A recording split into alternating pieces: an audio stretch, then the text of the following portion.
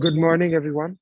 It is my distinct honor and privilege to welcome you all from Pakistan and around the world to the Mini-symposium on cutting-edge technology from brain tumors. I am Salar Ahmed, a medical student and a core member of the Neuroscience Interest Group at the Aga Khan University, and I'll be your moderator for the first session. The Mini-symposium has been organized by the Pakistan Academy of Neurological Surgery, PANS, Pakistan Society of Neuro-oncology, and the Aga Khan University in collaboration with Hyperfine, BMW, Electa, Neuroscience Interest Group at AKU, and Brain Tumor Foundation of Pakistan. To formally start the session, I would like to invite Dr. Ather Enam, the professor and chair of the Department of Surgery at the Aga Khan University, Karachi, and organizing committee member. He is the founder of Pakistan Academy of Neurosurgeons, president of Pakistan Society of Neuro-oncology, and has been conferred Sitara Imtiaz, the third highest civilian award by the government of Pakistan, for his achievements in the field of medicine. He is an inspiration for me and hundreds of medical students in Pakistan who aspire to pursue neurosurgery someday. The floor is yours, Dr. Ather. Thank you, Salar. Good morning over here and good evening in the other part of the world, and maybe there's good day somewhere else. And probably it's going to be good morning again with our esteemed speakers from North America, Professor Khan Siddiqui and Professor Edmund Knopp. This is one of those mini symposium that I feel very excited about, because in different conferences and symposia we talk about things that are already being done, and we are trying to improve those a little bit, but then we don't talk a lot about some innovations, some disruptive innovations, things that will change the outcome, things that will change the way we treat. And in this mini symposium, I feel excited and I'm honored to have those kind of discussions and talks about those kind of innovations. So I live in part of the world where we call it as an LMIC, low and middle income country. The third world terminology is sort of derogatory, so we don't use that anymore. But LMIC is also probably getting into that kind of connotation. However, the fact is that most of the patients over here can't afford brain tumor treatment, and the insurance is very little to help them out, medical insurance. So we need to find out methods of how we can treat those or manage those brain tumors with lower cost. Brain tumor management includes not only surgery, but it includes assessing the patient, diagnosing the patient, and then after surgery, going through adjuvant treatment, and then following the patient on a constant basis. There are a lot of patients that I have lost because of cost reason or because of distance. So these are the two main points, the distance and the cost, that plague the healthcare provision, and that are the points that we need to address when we talk about global health. The concept of global surgery that we are becoming aware of addresses those points, that those two, the affordability and the access should be taken care of as soon as possible.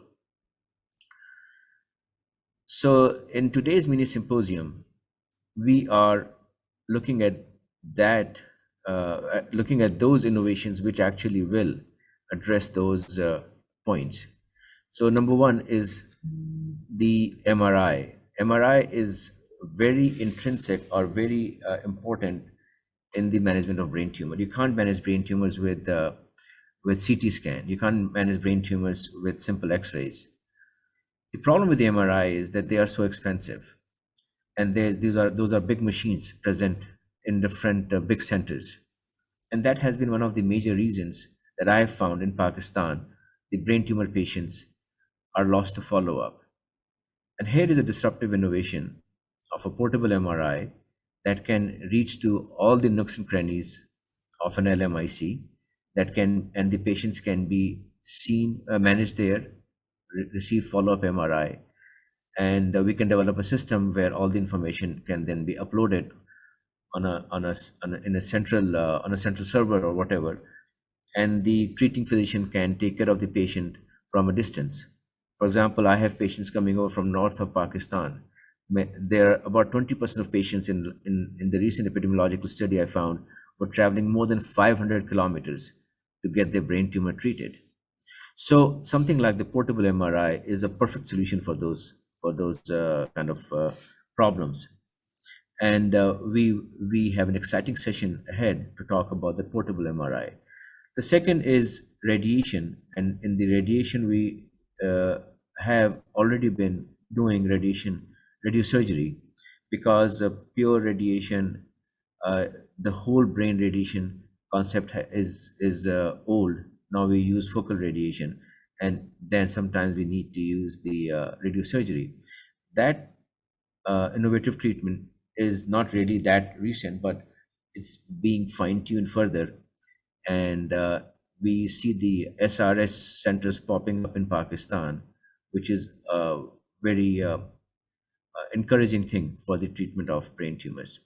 So I think we have an excellent mini symposium ahead of us, and I'm looking forward to listening to these talks by some of the excellent scientists who were involved in the innovation of these technologies.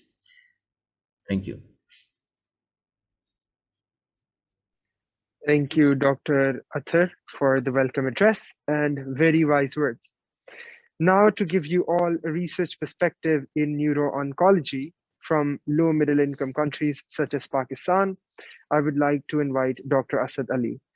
Dr. Asad is an AKU alumnus who went on to do his residency in pediatrics in US, and then he did his Masters of Public Health from Vanderbilt University. He is currently the professor at the Department of Pediatrics and Child Health at AKU and the Associate Dean of Research. And hence, he is the most well-versed individual to talk about the research background of LMICs in neuro-oncology. Dr. Asad, the floor is yours.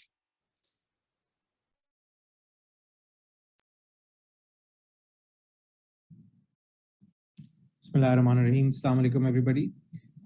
Thank you very much for having me here and give some opening remarks on this workshop. So folks, as you know, I am Dr. Asad Ali. I am the Associate Dean of Research in the Medical College. And one guiding principle that we all at AKU have, a principle which directs all our activities all the time at AKU, is the principle of ICRA. ICRA stands for Impact, Quality, Relevance, and Access.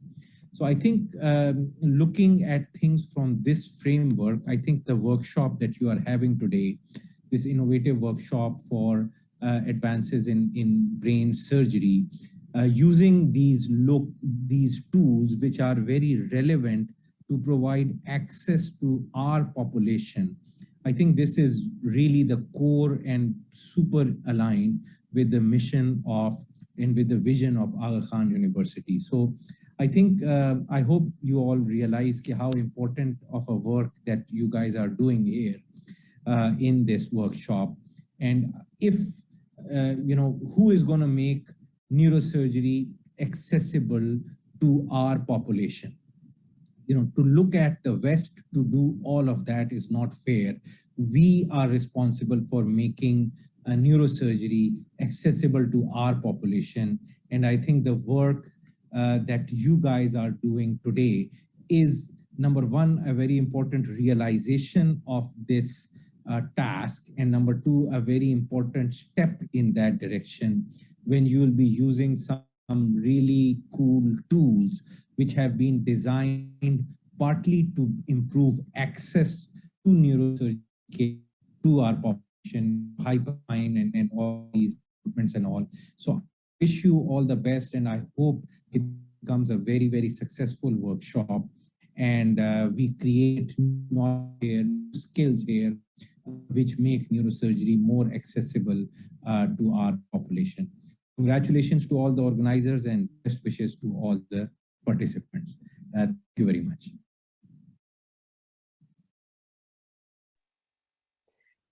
Thank you, Dr. Asad, for a very thought-provoking talk. Insight into the current state of research in neuro-oncology in LMICs will be of help to present and future researchers in neuro-oncology. And if you think about it, there are so many aspiring researchers and scientists in Pakistan and throughout the world who want to do something for their countries, for the world, and giving them the knowledge of the current status of research will help and encourage them to build upon it. Moving on now, I would like to invite Mr. Umar Mania. Let me introduce Mr. Mania first. Mr. Mania is a technology professional with 30 years of experience internationally and in Pakistan with industry expertise in telecommunication and healthcare. He has worked for Motorola Incorporated as the Regional Engineering Manager Asia and lately as the IT Director at the Aga Khan University and Hospitals, a position he has held for 11 years. He is now the country head for Hyperfine Pakistan, a company with the mission to save lives by bringing easy-to-use MRI technology to a patient's bedside. Mr. Umar Manya would be giving us a general overview of the use of low-field portable MRI, especially in neuro-oncology. It is an honor to have you with us, and the floor is yours, Mr. Manya. Thank you, Salar. Assalamu alaikum and greetings to everyone. And before you get to the real stars of the MRI presentations, I wanted to do a brief introduction, but Salar has done a wonderful job already. I am Omer Manya. I'm based in Karachi, Pakistan. I represent Hyperfine, and I would be the point of contact for any research-oriented academic requirements that might come up in Hyperfine. I'm very, very fortunate to be part of this revolution that Dr. Ather Enam and Dr. Asad Ali talked about.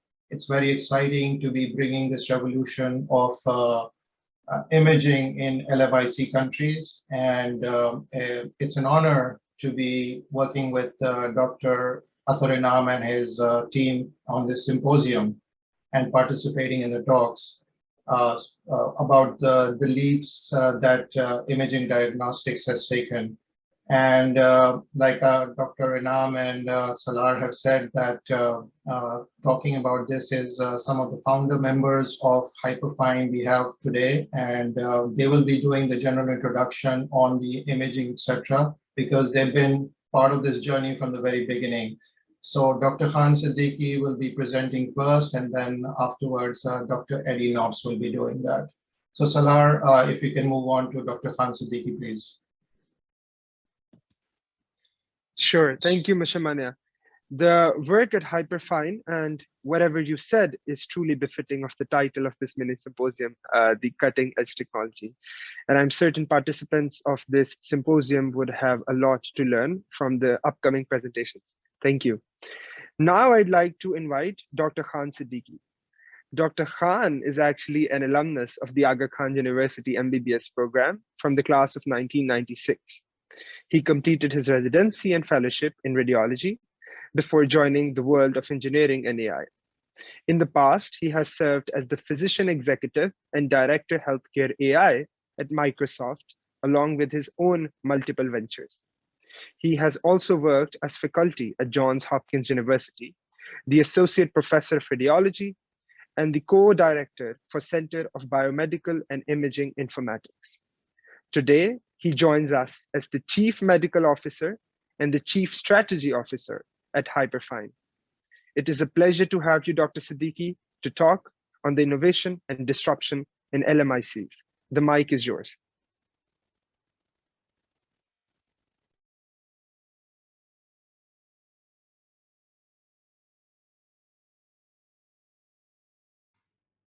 You're mute, Han. You know, and you do this 10,000 times, but you still forget to unmute yourself. Thank you, Salar. Assalamu alaikum, everybody. It's a pleasure and honor to be able to talk about what we are doing in innovations in the area of MR and neuroimaging. Salar already gave my background. I do have a lot of conflicts of interest, so all the main ones are here. I'm employee of Hyperfine. I'm investor and board of directors of a lot of different companies and advise a lot of different companies. So obviously I get compensation for all that work. So just disclosing everything here. What I'm talking about today is really how ideas evolve, right? Everybody thinks about this one person's idea, this eureka happens, but that's not how truly it happens. And I'll walk through a journey, something that started in the 50s and how we led to now to an MR, portable MR scanner. So this is what everybody thinks, right? One person comes up with this eureka idea and invents and makes a whole difference. But if you actually go and look at where the ideas evolved, they evolved long time ago. And usually it's like this. It happens with slow hunches that build over a year, in which not only an individual person, but also a whole network of activities, a network of people that add to those ideas and that evolve over time. And I'll give you an example of how these ideas evolve and how things get better and how they rely on a lot of the previous work that people have already done. The example I will start is with this. So this is 1957.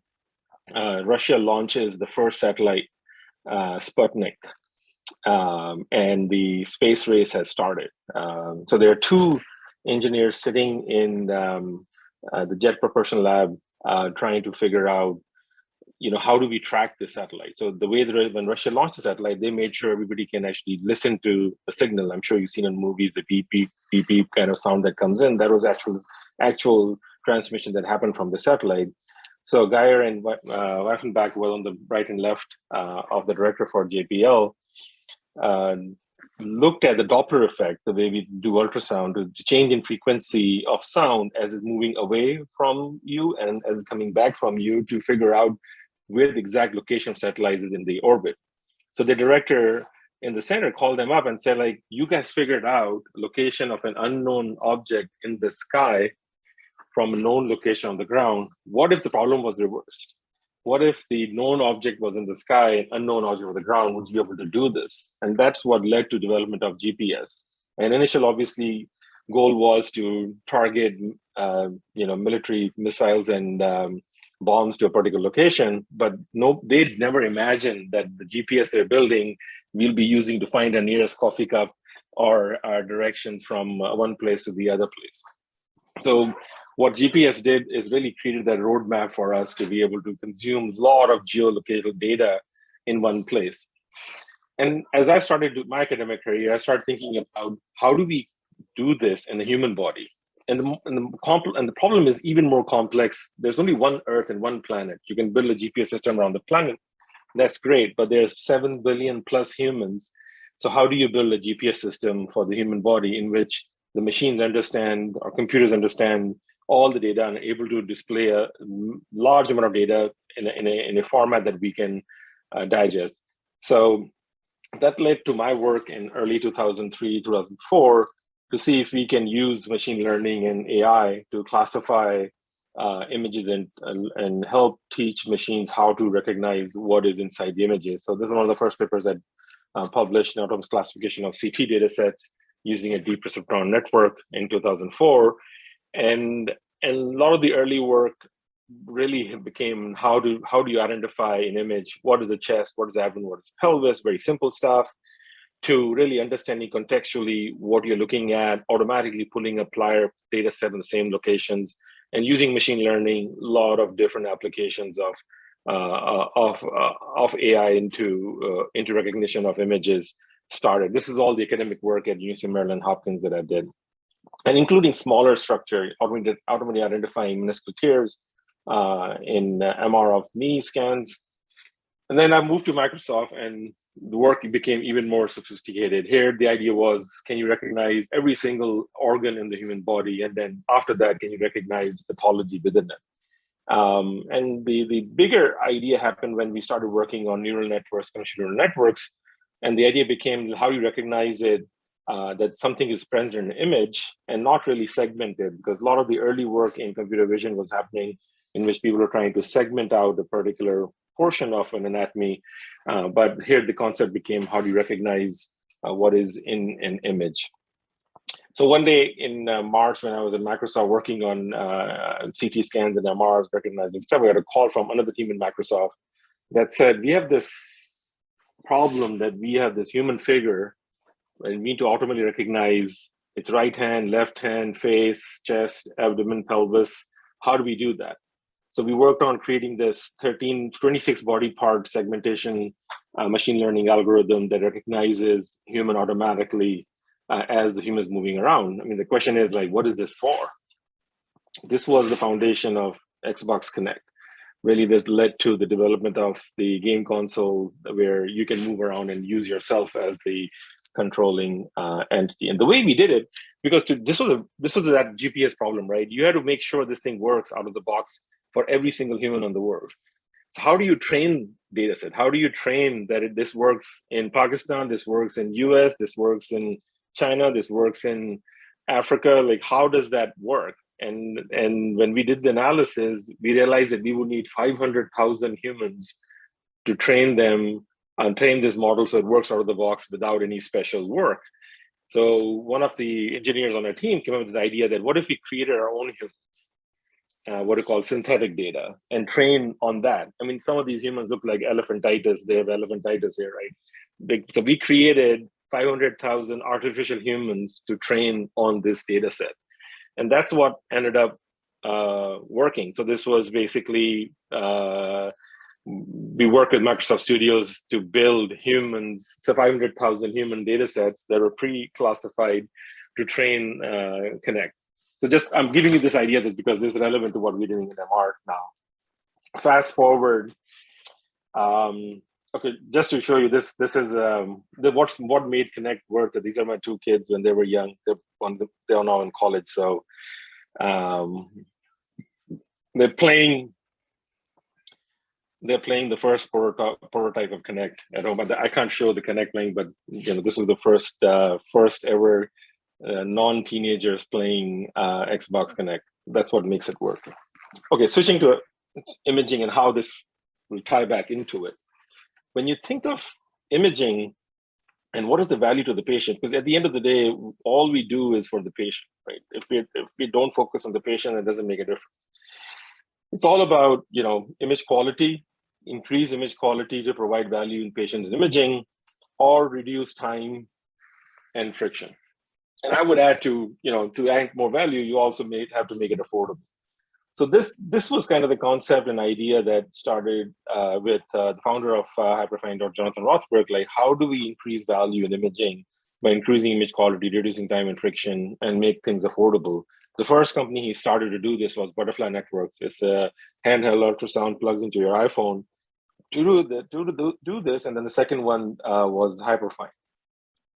And Hyperfine took a concept that was really started in the late 70s with permanent magnets. So the one on the left is the first whole body scanner, 64 millitesla, built in Aberdeen University in UK in the 1980s.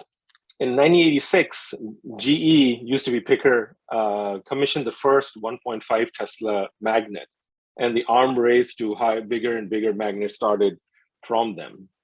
So what the Hyperfine team did was thought of like, how do we take, now that's been 40 years since the first MR scanner started in the late 70s, early 80s, can we look at those early scanners, and with improvements in electronics and compute power, can we actually generate images that are diagnostic quality? So that was the problem we tried to get started with. So what was the first problem? The first problem was, a typical MR scanner is in a shielded room. And you completely block out all the electronic noise and RF noise in the environment. You put the special air conditioning system, lights, and make sure there's nothing in the room that is causing any issues when scan is happening.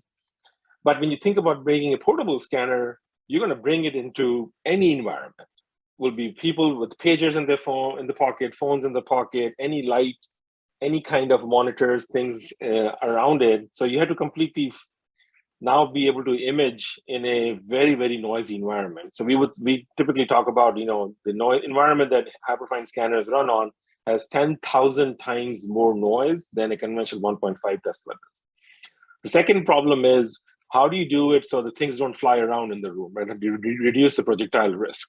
That means we had to go to a very low field strength where the magnet feels like a magnet on a refrigerator and not pulling metal all over the place. So we had to go toward a 64 millitesla magnet. What this led to is a problem that we had 25 times less signal from a 1.5 Tesla scanner and 10,000 times more noise than a 1.5 Tesla scanner does. This is a very, very challenging problem. You're talking about magnitudes of difference in signal availability and noise availability in this scenario. The third thing was it had to go through a patient door. So kind of defined limit, it had to be less than 34 inches in diameter so it could go through a patient door. And then the last thing was it should not require extra power because it should be able to plug in anywhere. And a lot of the innovation came from the car industry, electric vehicle industry, and the EV industry, where better DC current management came from there.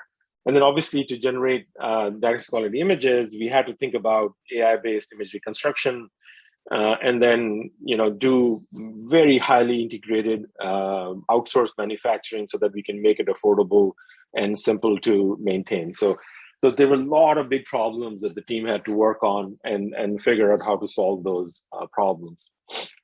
So that's what led. I mean, when in 2015, when the whole thing started, the first image that you see is there. You can kind of tell there's a left and a right brain, and that's about it. That was the first human scan that was done in 2015. And now we've stopped counting how many times we've improved image quality around these with the deep learning algorithms, but it is now approaching pretty significant high quality resolutions. And we have a very different approach to image reconstruction than a typical AI-based solutions that are out there. So typical MR reconstruction uses fast Fourier transform to convert its MR signal into an image. And what we are using is a neural network to do that conversion. So we take this data, which is called K-space data, and convert that into an image using a deep neural network. And then on top of that, then we apply more AI algorithms to detect anatomy and pathology on those images automatically. Here's an example of clinical application that we have that already identifies ventricular volumes, midline shift, and other applications, and more coming in the future. I'm going to just pass through some of these technical details. And what has led to basically when we first came out of stealth mode, this is our image called it used to be, and with deep learning as of fourth quarter of last year, it is very, very high resolution imaging. How this is getting applied into LMIC settings. And so one of the first things we did was early partnership with the Gates Foundation. And they started this thing called Unity Low Field Neuroimaging Consortium, in which AKU is also part of. So the grant was given to 3 entities. So King's College London, Professor Steve Williams is the main PI for the Unity project. PATH organization does logistic for research. They got the second grant, and Hyperfine was the third. I'm the PI on the third grant. And there are all these sub-PIs underneath in all the different sites. So there's LMIC settings and high-income settings. And some of these folks are the well-known faculty professors who built MR technologies in the past. So Andrew Webb, very well-known in MR development. Derek Jones and Peter Basser invented diffusion-weighted imaging. Shannon Cullen did all the early pioneering work in MS. And a lot of these folks have done a lot of amazing work in the past. And so we brought those all folks together to really take advantage and exponentially increase the value of a portable MR scanner. As you can see, these are different sites in the lower income settings where scanners deployed. 25 scanners currently, and 25 more getting deployed, hopefully in this fiscal year. And then these partnerships are happening with more development sites in high income settings where they're actually developing these protocols. So what is Gates Foundation trying to do? Their ultimate goal is to improve brain health and school readiness and academic achievement by providing the right interventions, nutritional intervention, especially in kids and mothers who are malnourished. So they're looking at interventions for anemia and other malnutritional related activities, and identifying what the right nutritional supplements are to be given to malnourished mothers as well as children, and then see population impact and long-term academic achievements as those kids grow into adulthood. Traditional measures of brain development do not correlate well. It's really hard to do under 2 years of age, and then don't correlate well in long-term academic success. Whereas neuroimaging has been shown to do a really good job in understanding white matter development, gray matter development, and being able to really understand how the brain is developing, but very, very expensive to do as a population-based study. And then with the affordability of Hyperfine, we kind of create a breakthrough in this idea so that we can actually do this.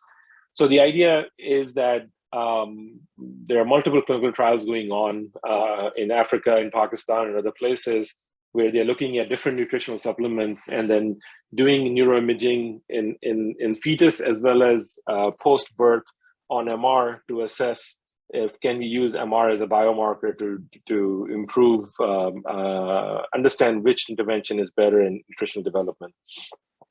And that's the study that is going on right now with all the different sites. And here's kind of what the goal is. The focus is on white matter maturation and gray matter maturation using imaging. And then eventual goal is also going to be to really understand more functional aspects of it and metabolic aspect of brain development, also to achieve this goal of school readiness and academic achievement. To do this, the foundation is working with us to build tools and technology so that we can actually do this. We can actually measure volume of white matter, gray matter, understand architecture of the brain better, and increase imaging capability around this device. So just to share some of the early publications that have come out in this consortium, this is work from King's College London, where they're able to increase the resolution of our scan to 1.5, 1.5 isotropic images. So our current scans are 5 millimeter thick scans with 1.5 millimeter in-plane resolution, and they've been able to work with us to increase the resolution significantly. And then what this leads to is a very accurate characterization of automated volumetrics of gray matter, nuclei as well as white matter that correlates with 3T as a reference. So basically, you can do measurements of white matter and gray matter volume similar to 3T on a low field scanner. They're also working on building atlas of normal brain development. So how does the brain develop in normal babies from early childbirth to adulthood?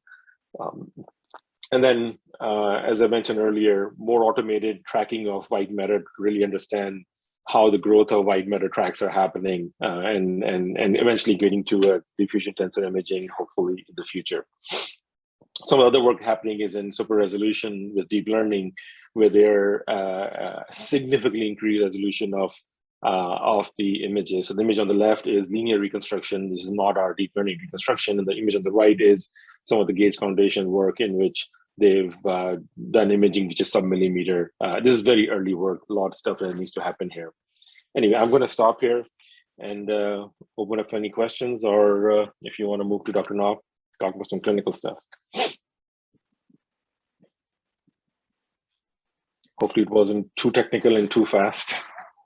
So do I have permission to say a few words? So that was just wonderful, Dr. Khan Siddiqui. When you started to talk about all the history, I started to feel little goose pimples going over my body. It's just so amazing, interesting. I did not know about that deep history. So I guess if we have little time, can we ask about the role of Hyperfine in brain tumors, or should we just keep that discussion for later on, or maybe Dr. Edmund Knopp will talk about it? Dr. Knopp will talk about that stuff. I think that's a more, let's ask question after he shows amazing work that he's doing. Excellent. So thank you so much, Dr. Khan. As a medical student from your alma mater, your work and the achievements that you have accomplished are truly inspiring. And your story of daring to do something different in medicine is equally as fascinating. The participants, I am sure, share these same sentiments. Thank you so much for your time at a very exceptional presentation, as Dr. Ather has already highlighted. Next, we have Dr. Edmund Knopp, who is an experienced neuroradiologist and co-founder of Hyperfine. Dr. Knopp completed his MD from the State University of New York and his residency in radiology from Luke's. Then he has gone on to serve as Associate Professor of Radiology and Neurosurgery at New York University Langone Medical Center.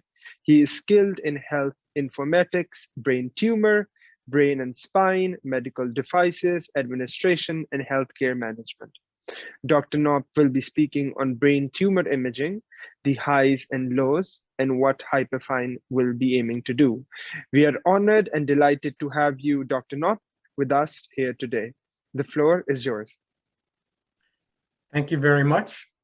And thank you for inviting me. And it's my pleasure to join you in this. And as we say in the United States, we're going to shift gears and go into a more clinical neuro-oncologic gear for the remainder of at least my talk. And what I'd like to discuss with you this morning, this afternoon, this evening, depending where you are in the world, is intracranial tumoral imaging, the highs and the lows. And by highs and lows, I'm referring to basically magnetic field strength. And we're going to be talking about MRI and various imaging techniques and features and kind of my approach and how I look at intracranial tumoral imaging. And I hope to impart some of that to everyone here. So these are my disclosures. I too am a full-time employee of Hyperfine as the Senior Medical Director. So what I'd like to do is discuss with you my approach to tumoral analysis. And we'll start with conventional imaging techniques. This is all going to be MRI based. As Dr. Ather had indicated, MRI is the modality for neuro-oncological imaging. Then we can move on to some advanced imaging techniques. These mostly are performed at high field or ultra high field, things such as dynamic susceptibility, contrast enhanced perfusion, advanced diffusion technology, and MR spectroscopy. And then we'll end with varying field strengths, and we'll see how the differences between high field, ultra high field, and then ultra low field or point of care MR fits into the possibilities of this. And we'll see a fair amount of clinical examples, so you get a sense of the utility of these techniques. But let's start with the way I view looking at brain tumors in general as a neuroradiologist, not as a neurosurgeon, but as a neuroradiologist. The first thing I do is perform somewhat of a systematic analysis. Three primary components. Where is the lesion? And I don't mean right frontal lobe, left frontal lobe, everybody can figure that out. But the goal of analyzing lesions in the brain is to try to come up with the appropriate diagnosis, not some long differential, but a diagnosis or very, very narrow differential diagnosis. In order to do that, it's helpful to determine, is the lesion intraaxial or extraaxial? That's what I mean by where is the lesion. The enhancement pattern of a lesion is very helpful, or the lack thereof, in guiding us to come up with the appropriate diagnosis. And then the signal characteristics, or the way the lesion looks on the variety of MR imaging sequences we can throw at it, T1, T2, flare, diffusion, and the like. So let's start with lesion location. And what are some of the clues that we have that a lesion is not intraparenchymal, but rather extraaxial? So clearly those lesions are going to be based along a dural or calvarial surface.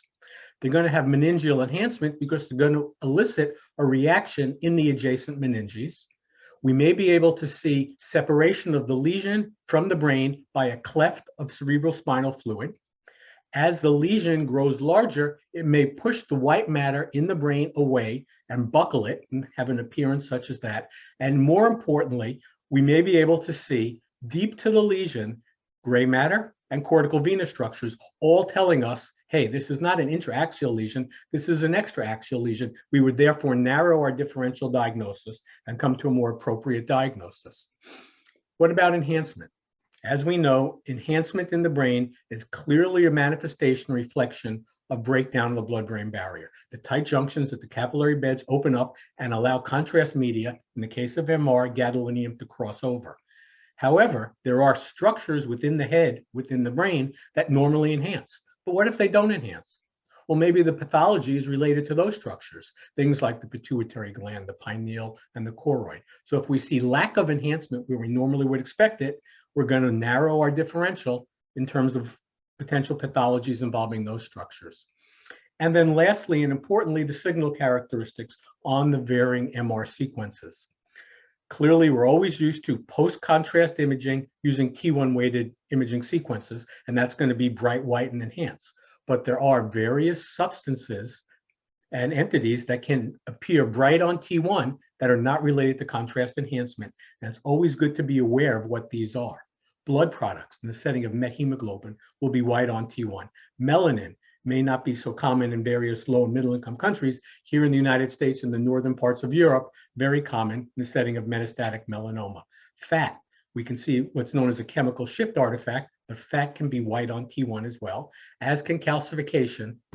And importantly, slow vascular flow can be bright on T1. If you're going to prepare to perform stereotactic serial biopsy or a biopsy and interpret something as an enhancing lesion when in fact it's slow flow in a vessel, you're not going to be happy if that's what you're ending to biopsy, especially through a little twist drill.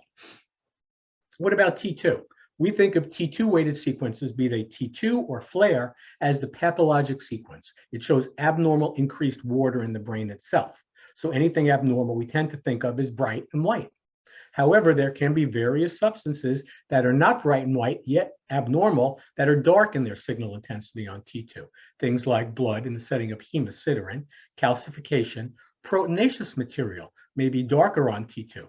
If we have protein contained within a structure, that might narrow our differential diagnosis. Very importantly, cellularity. As you have very cellular lesions, let's say primary CNS lymphoma, a lot of densely packed round blue cells, that's going to squeeze the water out of the lesion, and the lesion will be darker in its appearance than maybe some other sort of pathology. Same for meningioma. And very importantly, arterial flow voids. We know that they're very dark on T2. We don't want to confuse that with pathology. And again, that would even be worse to biopsy stereotactically than would a venous structure. We need to look at imaging characteristics to determine if something is solid or cystic, because that too is going to be able to narrow our differential and give us a diagnosis. By looking at the imaging appearance on the variety of sequences, that can give us a clue. Using diffusion weighted image, we can tell if there's free water within that structure that's not giving us any signal. And clearly the sine qua non is seeing fluid levels. Then we know there's liquid within a structure itself. This is kind of a very busy table, but I'll explain it, I think, in a way that's kind of helpful to narrow a differential diagnosis. What we have are various regions of the brain itself. And if you think about the region of the brain and the surrounding cell types in that area, you can come up with valid differentials for what might grow in those regions. So let's just start at the top, and we're just going to go through one. Interventricular. So what lives in and around the ventricular region? Well, we have CSF. We know there are no neoplasms related to CSF per se, right? No CSF-oma, but the ventricles are lined by ependymal cells, so ependymoma becomes a possibility, as does subependymoma. There's choroid plexus in the ventricle. We can have choroidal cell origin tumors. So I think you get my point that if we think about the cell types in the region, that can help narrow our differential diagnosis for the potential type of tumor that exists. Then we can basically understand what are the common primary interaxial tumors. We can divide this based on the patient's age and the location, whether it's super and infratentorial.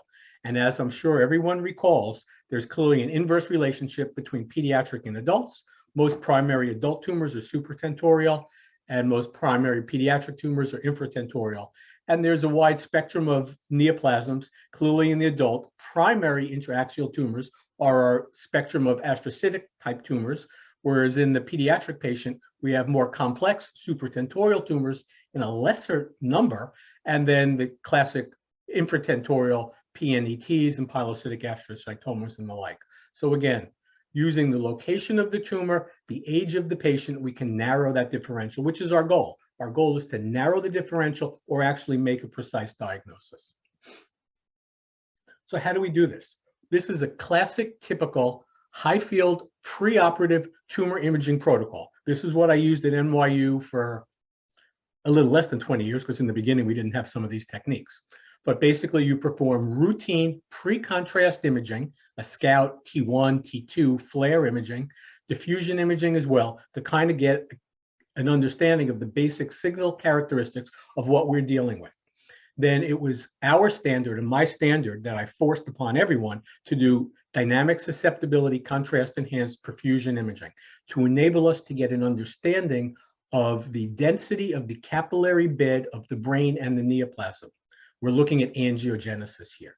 And then I'll show you with some data the correlation of what that means.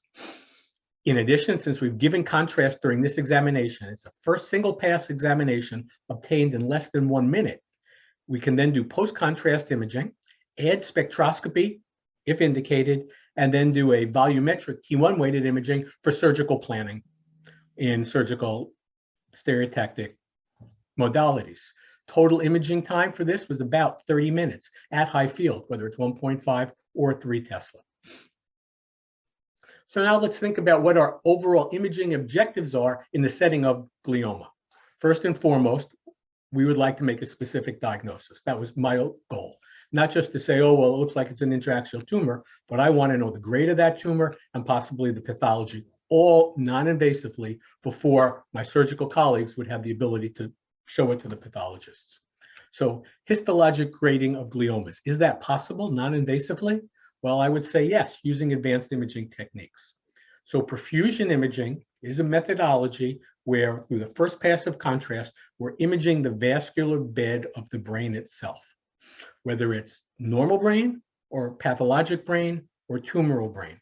And the pathologic correlate of a perfusion image is an azocarmine stain. So that's a vascular density of the lesion itself. We can also apply spectroscopy, another advanced imaging technique, to get an insight into what's going on. With spectroscopy, we look at the metabolic constituents of the brain parenchyma, 3 primary metabolites, as you may recall, NAA, N-acetyl aspartate, a neuronal cell marker. It's an indication of neuronal cell health and viability. We have creatine, which kind of is just a reference standard. You know, it's involved in ATPase phosphocreatine mechanism. And then very importantly, choline. Choline concentration is found in cell membranes, phosphatidylcholine. If there is an increased cell membrane concentration, presence of more tumor cells, the choline goes up. So the correlate for spectroscopy is choline and mitotic or MIB1 proliferative index. So we have advanced MR techniques that are correlating with their pathologic substrates. People have also attempted to grade tumors with diffusion and diffusion tensor imaging, but as you can see, regardless of the pathology, the numbers are all over the place and it does not really bear out. However, using the other advanced techniques, perfusion and spectroscopy, as you will see in a minute, this does hold and does bear out.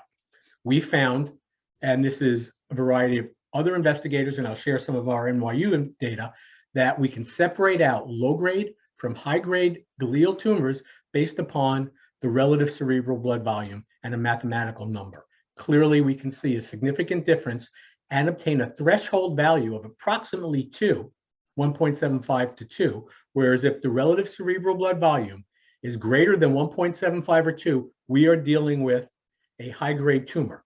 That may not necessarily be histologically high-grade, but will, and I'll show you later in the talk, will behave as a high-grade tumor. So for all intents and purposes, from a neuro-oncologic standpoint, it has to be treated as such.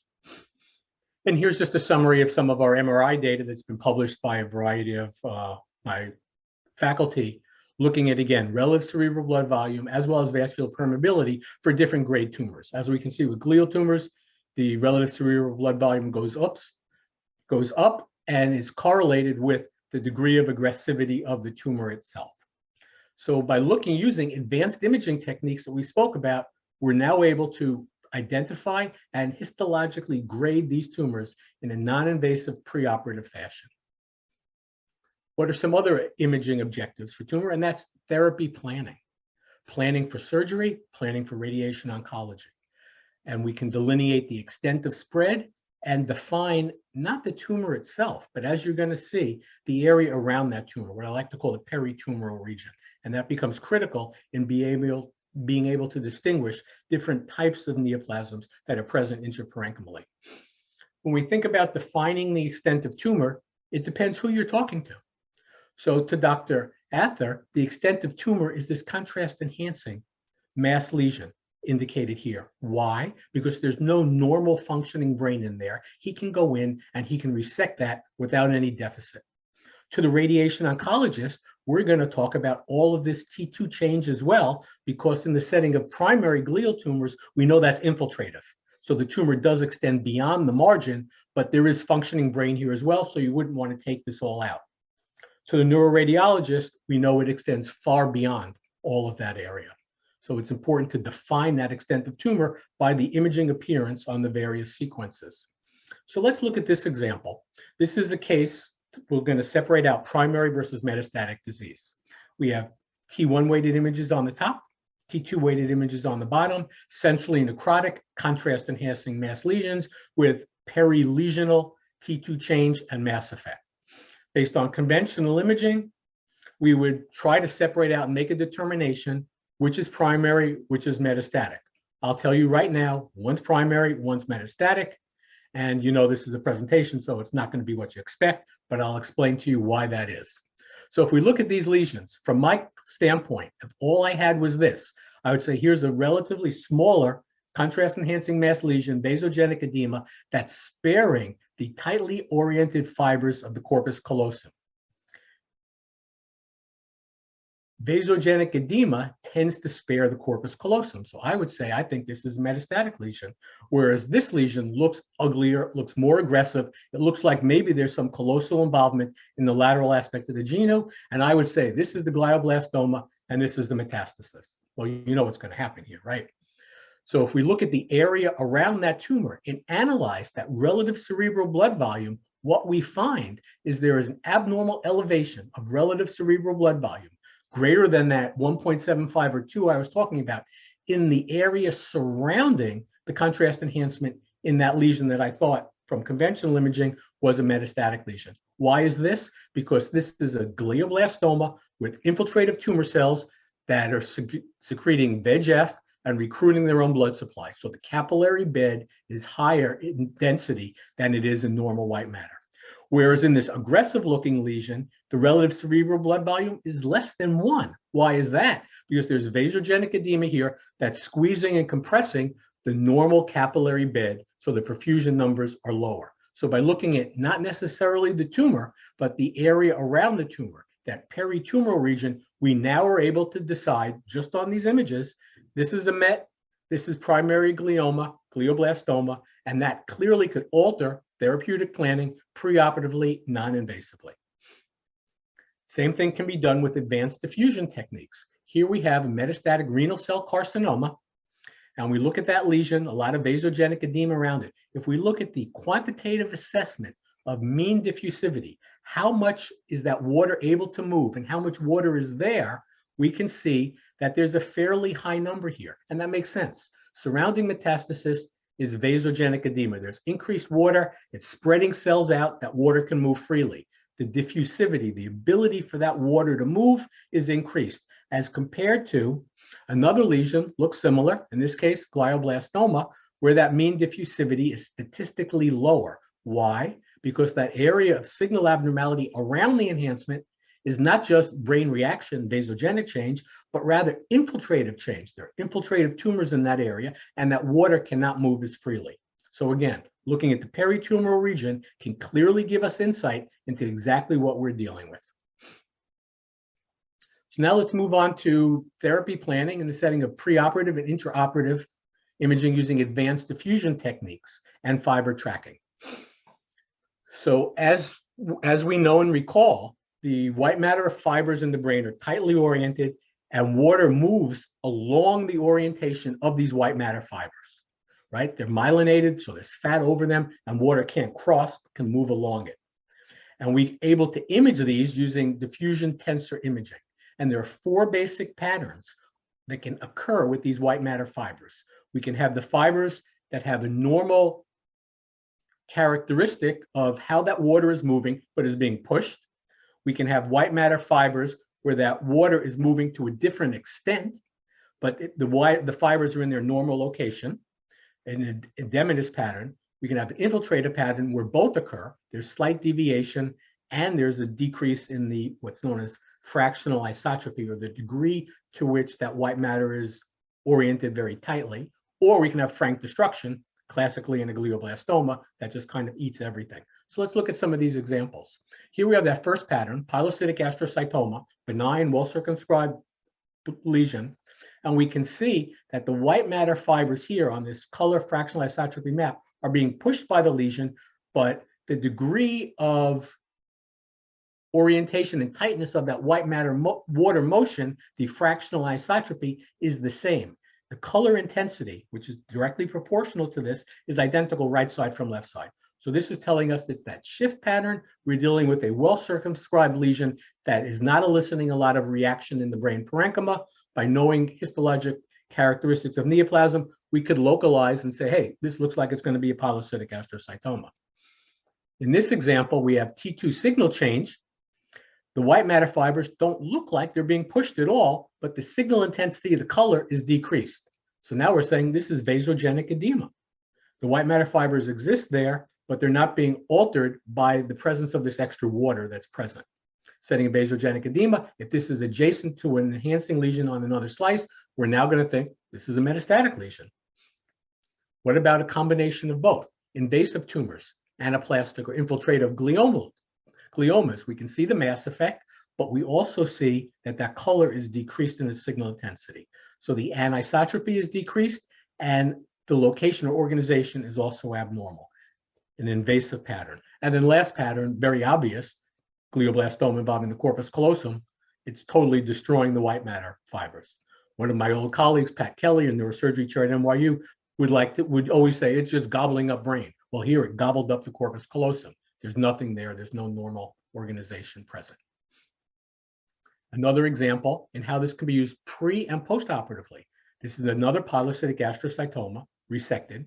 We can see that the white matter fibers are being pushed by the lesion, and they've post-operatively returned to a normal anatomic configuration. The fractional isotropy still has not yet returned to normal, but this is an immediate post-op within 24 hours. This can also be done using more sophisticated techniques, using intraoperative fiber tracking. In this case, we can actually see those fiber bundles being displaced by the tumor preoperatively, and then the return to normal location postoperatively. So we think about this. What's the significance of these advanced diffusion techniques? We can demonstrate the fiber track's location in relation to the tumor, correlate that with the patient's neurologic symptoms. Critically important, facilitate track preservation and altering surgical approach and surgical technique. Enable you as the neurosurgeons to discuss potential risks of surgery with patients and their families preoperatively, and then correlate the outcomes postoperatively. The last primary glioma imaging objective is that in postoperative treatment patients. Do we have residual tumor? Do we have recurrent tumor? Do we have treatment necrosis? Can we use these advanced imaging techniques to separate these? And the answer is yes. Basically, we're dealing with, in the setting of treated gliomas, we could have non-viable tissue, therapeutic-related necrosis, be it chemonecrosis, be it radiation necrosis. We can have a combination of both. More often than not, that's what it's going to be. Or we have recurrent tumoral disease. We can use advanced imaging to try to make that determination without knowing anything other than this was a patient that was biopsied, high-grade glioma, got hit very hard with Avastin, carboplatin chemotherapy. This could be necrosis, this could be recurrent tumor, can't quite tell. Using advanced techniques, it becomes a different story. If we think about radiation necrosis or chemonecrosis for that matter, what is it? It's dead brain, it's basically mush. There's no normal metabolic constituents within it, nor is there an organized capillary bed. So there's no abnormal elevated relative cerebral blood volume, and there's no abnormal spectroscopic signature.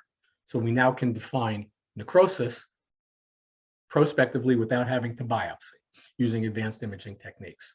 In this case, this was a patient, and it was that patient earlier, high-grade glioma, treated. This is an older case who was treated with Avastin, carboplatin chemotherapy, got hit very hard.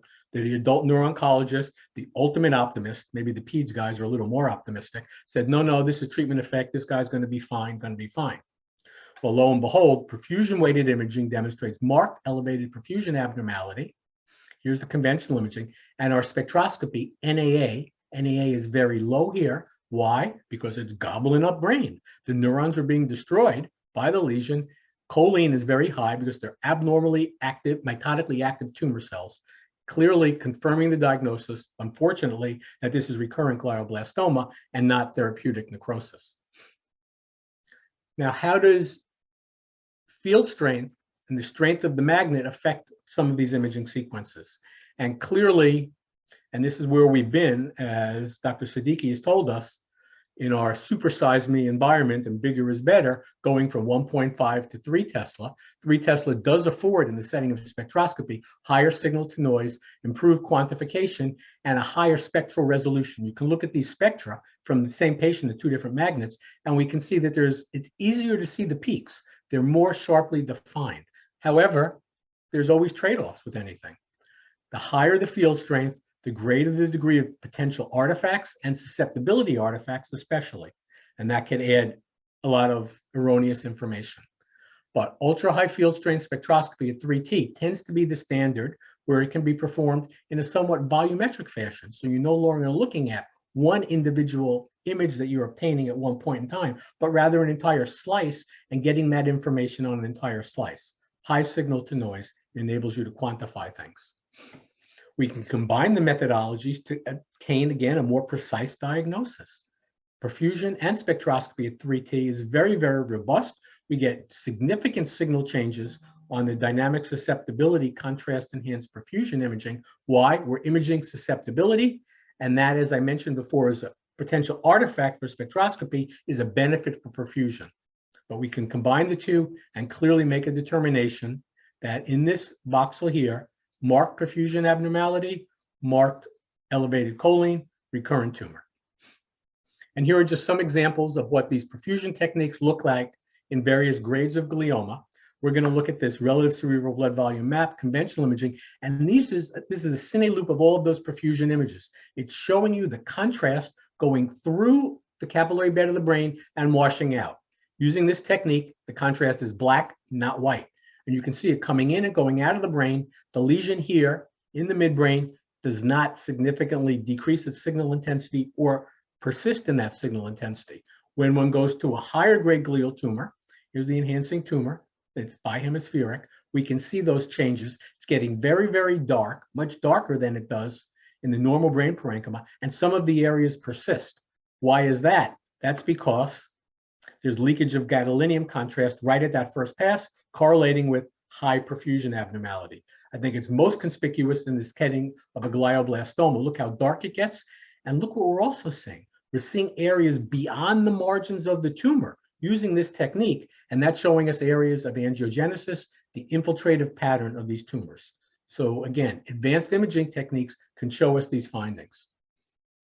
And basically, we can use these to make determinations on how to treat patients using a cutoff basically of 1.75 relative cerebral blood volume. If it's less than that, we feel that it's lower grade tumor, higher than that, high grade tumor, and the patient should be treated accordingly.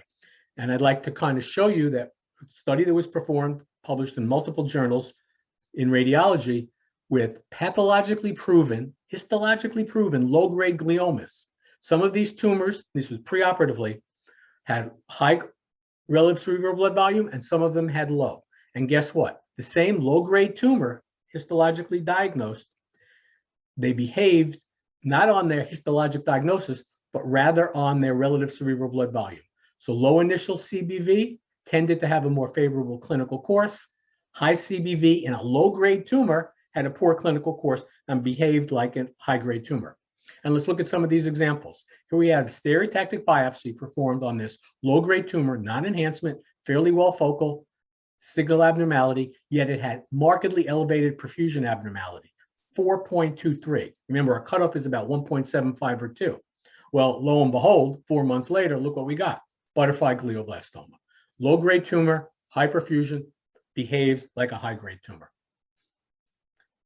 Another example, Low-grade tumor, elevated perfusion, behaves like a high-grade tumor.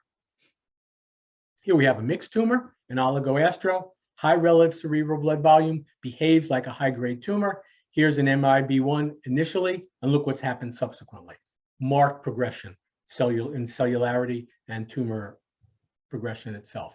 What about the opposite? Here we have histologic confirmation of an anaplastic astrocytoma, yet the relative cerebral blood volume was low. 6-month follow-up showed slow progression. This is initial, this is 6 months, not much of a difference. All of these patients were maintained on chemo with the same results. So again, these advanced imaging techniques can demonstrate prognosis maybe to a better extent than histology itself. What about going bigger is better? And let's talk about 7T, right? If we look at 7T, clearly higher resolution than there is at 3T. These are 3T images, this is 7T. We can clearly see the venous vascular anatomy of the brain to a greater extent. Look at these 3T versus 7T MP rates. That's that T1 gradient echo volumetric sequence used for neurosurgical planning. Very, very, very, very high spatial resolution,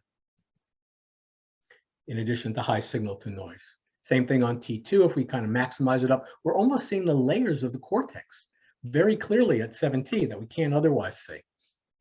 So how does it apply in pathology? Well, look at these tuberous sclerosis lesions. We can see cortical and subcortical abnormalities in these patients with tuberous sclerosis that you can't otherwise see. Will it help in tumors? Well, you can kind of see the vascular pedicles here in this false seam meningioma and the mass effect on the brain on the susceptibility weighted image, and kind of the same thing on T2 weighted imaging. So am I advocating everybody should have a 7T regardless whether you're high income, low income country? No, because that's absurd. They're exorbitantly expensive and very difficult to deal with. But is there a role for point of care low field strength MR? What Dr. Siddiqui was talking about, 64 millitesla, the Hyperfine scanner. I want to show you some clinical examples, and then you can make the determination if you think there's a role in your potential practice for this sort of a system. So here we have a patient, 48-year-old female, new onset left upper extremity weakness, presented to emergency room at a hospital in California. Clinical diagnosis was acute infarct. They have a point of care imaging methodology. They imaged her at the bedside in the emergency room, expecting to see abnormal diffusion. Lo and behold, the diffusion was normal, and there is an extraaxial mass, right? We see that CSF cleft. We see a well-circumscribed kind of T2 dark mass lesion related to the falx, and she has a false seam meningioma pressing on her motor cortex, giving her left-sided weakness. We're able to make that diagnosis in the emergency room at the point of care. I would venture to say that based on these images, some surgeons may take that patient right to, not maybe right to the OR, but to the OR based upon this. I would also say that these imaging techniques are 3D volumetric and isotropic, but can be imported into neuronavigation systems if need be. Here's another example. This is last week. This comes from the Cure Hospital in Uganda. It was an 8-month-old child with increasing head circumference, and the parents said they weren't making milestones. And look what we see. We have clear delineation, obstructive hydrocephalus on the right, significant mass effect. You can see mass effect, subfalcine herniation, mass effect on the third ventricle, heterogeneous, fairly well circumscribed lesion. These are flares and T2s within that large left parietal region with an imaging appearance that's fairly classic for a desmoplastic infantile ganglioglioma, making that diagnosis. This child was, I think, going to the OR this week, able to make that diagnosis regardless of where we're located. Another example, also, this child comes from Malawi, 13-year-old, had a seizure, brought into the hospital, still had focal neural findings. There were some EEG changes. They thought the child was postictal. They had the ability to scan the patient because of this advanced ultra low field technique. And lo and behold, we see this large, heterogeneous, deep central mass lesion, obstructive hydrocephalus. They then made the determination in this hospital, there was nothing really they can do for the child. Unfortunately, the child succumbed, but able to make these diagnoses in areas where you otherwise couldn't. What about postoperatively? Here's an older image example of a postoperative resection of a right frontal low-grade glioma, flare, T2, and diffusion. And what we see is large surgical cavity and that classic, to my eye, rim of flare signal abnormality about the margins of the surgical cavity, air fluid levels in the cavity, and that tiny rim of enhancement. We're able to exclude significant mass effect, exclude intra-cavity hemorrhage, and that patient can safely be taken to the ICU or a step-down unit based upon this sort of imaging. And lastly, another example, this is an ICU postoperative patient with metastatic cystic breast carcinoma, had decompression of her left frontal cyst. This is the patient being imaged in her bed in the ICU. These are preoperative flare images, metastatic breast carcinoma, as you can see, this large left frontal cystic mass with this nodule. This was decompressed and taken out by the neurosurgeon in Toronto. And the postoperative image at the bedside here shows successful decompression. There's no complication, there's no hemorrhage, there's no mass effect. In fact, the mass effect has been relieved, and they're able to make that diagnosis and make that determination with the patient in their bedside using this advanced technology. So I think in conclusion, in terms of imaging and thinking about intraaxial and intracranial brain tumors, it's always important to rely on those conventional images. We should use advanced imaging only as an adjunct. Ultra high field strength, 3T and above, makes it easier to use those advanced imaging techniques. There's good and there's bad. On the bad side, there's significant costs as well as artifacts. However, using ultra low field strength point of care MRI, we now can image in locations not previously possible, whether it's in the patient's bed, whether it's in the ICU, whether it's in the hospital or an environment that otherwise could not afford to have an MRI. So I hope I've covered this information for you. And with that, I'd like to say thank you.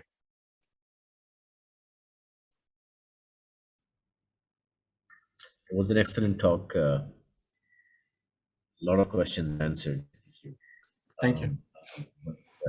We will have probably more questions as we finish this session.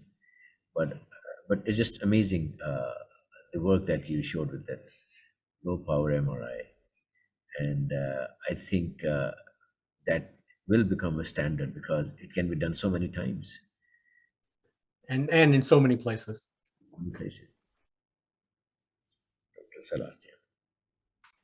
Well, they say radiology is half the medicine now. Thank you for your presentation, Dr. Knopp. And it's just incredible to see the images that we are getting from, the most remotest of places. You showed us images in Uganda, in Malawi, and it's very heartwarming. And the work that you do is very enlightening. Your presentation shed light on the multiple facets of brain tumor imaging, and how it's brought forward in a fresh perspective for the participants. Thank you so much, Dr. Knopp. It was a pleasure. Now I would like to invite Dr. Aisha Kamal. Dr. Aisha Kamal is a neurologist and professor at the Aga Khan University Hospital, having experience in her field for about 2 decades, with a focus on stroke management. It's a pleasure to have you with us in this symposium, Dr. Kamal. Dr. Aisha will now be sharing her experience of working with Hyperfine and using it daily. Dr. Kamal, over to you.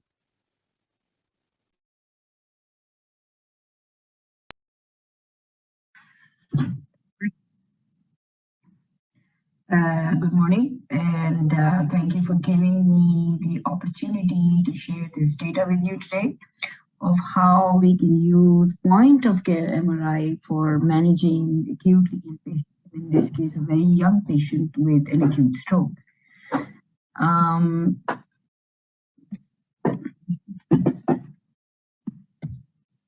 Right. So this is a 8-year-old girl who came from Balochistan to our city. Oh, by the way, before I start, I'd like you to know that we have permission for this from our colleagues to share this data with you, and from the caretakers of this patient, and in the interest of science. And I'm really thankful to them for allowing me to present this data. So thanks a lot. This is an 8-year-old girl who was a 2nd grade student. She is from Balochistan, and she came in with sudden onset right-sided weakness for 12 hours, had a history of young strokes in the family, but no documented evidence per se. and a previous surgery when she was 9 months old for hip dislocation. She was, when we saw her actually, so we are the stroke service here for the hospital, and when there is someone who is in need of our services, even if they are on the pediatric element of things, we are called by our pediatric colleagues as well, because of the seriousness of a stroke in somebody so young. She came in drowsy, she was not verbalizing, and an MRI was done on admission, and she was started on medications. And we can see, obviously, incoming, they did a standard CT scan, which doesn't reveal much, except that you can see that there is pressure here on the ventricle, on the fourth. And a standard MRI showed a evolving deep hypoxia in the lentiform nucleus and the caudate with an acutely occluded left MCA, which you can see over here that there's this beautiful right MCA going all the way, and then you can't really see anything over here. It's like someone cut the tree off. And you can see that this is going through fairly nice normal vessels, which indicates that there is not a primary vasculopathy, but there is a thrombosis going on over here. Similar findings were found in the acute stage. However, the thing, once we see something like this, a tree pruned, we want to make sure that there is nothing that we can correct. So is there a vessel problem? There was not. In the echo, there is not something, these were the reports. There was a small septum secundum, but essentially nothing like a big clot in the heart that would have done this. The laboratory workup was for the most part normal, except in ANA positivity. And we don't do very extended workups in the acute phase of arterial strokes on children. But the sense is, with the strong family history, that she did carry a tendency for hypercoagulability. This is where we come in, because she deteriorated and got intubated, and she required, because of the pressure on her brain, she could not retain her consciousness, and we were advised to, well, now take care of her, or at least advise how we could further manage this patient. And this is where the good stuff comes in. And what we were able to do here, instead of sending this critically ill patient downstairs for another set of scans and MRIs, what we needed when a patient is intubated, when her GCS was dropping, is data right at the bedside. If someone complains of chest pain, we do an EKG, right? And we can see the STs going up or the STs going down. We can just take immediate action. And in the same sense of things, in a way, I mean, I can't think of a better corollary. We did the MRI, the Hyperfine point of care MRI. And what we found over here is, I mean, the best part is that we were literally standing at the bedside doing this. And this is us right here at the patient's bedside and you can see that the quality of the scan is well and good. And by the way, 15, 20 minutes, the same time it takes for us to do a consultation. By the time we are looking around to literally find where the patient's chart is in the ICU, they can actually get the data of what's her brain like. And you can see this really hugely evolving T2-based left-sided stroke, and that's our concern, right? And right then and there, we know why it's very, very different from the first scan where I show you. There's clear stroke expansion, and so there's clear concern that now we're not going to be literally just anticoagulating her because she could bleed into this giant stroke. And we would control her blood pressures very differently because of this bedside data. We stopped her anticoagulants right away Literally, in the time that it took me to find the chart, I could see her brain, stopped her anticoagulation, controlled her blood pressure differently, and started medicine to sort of control the ICP right then and there. As a result, we were actually successfully able to extubate her. You can see that what would have normally taken, I would say, look, this is practical logistics of taking a child downstairs and scanning a child, any patient who's intubated. The slots are very, very narrow for movement and MRI, and even narrow if the patient is critically and unstable and critical. We were able to do this. And when she began to get better, we actually were able to even repeat our MRI because what we want to document is, okay, how is she's MRI any worse, any stable? So we started sort of, it's almost like we were able to repeat another one to see and document. We know better, know worse. Patients started getting better. And we used that sort of a bedside scan. And you can see it's much better over here.